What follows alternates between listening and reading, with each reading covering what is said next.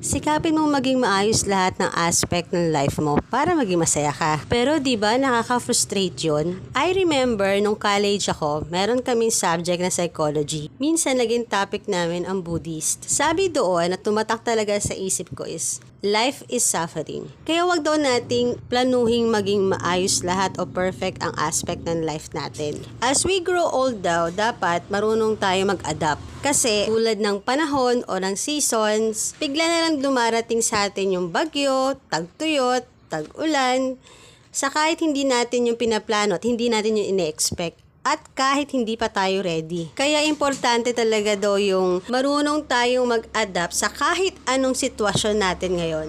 Alam nyo ba na lahat yan ay ngayon halos na nag-sink in talaga sa akin. Sabi pa ng professor namin nun, yung mga high grades yun na yan, itong pag-aaral niyo sa school. Sabi niya, tools lang yan.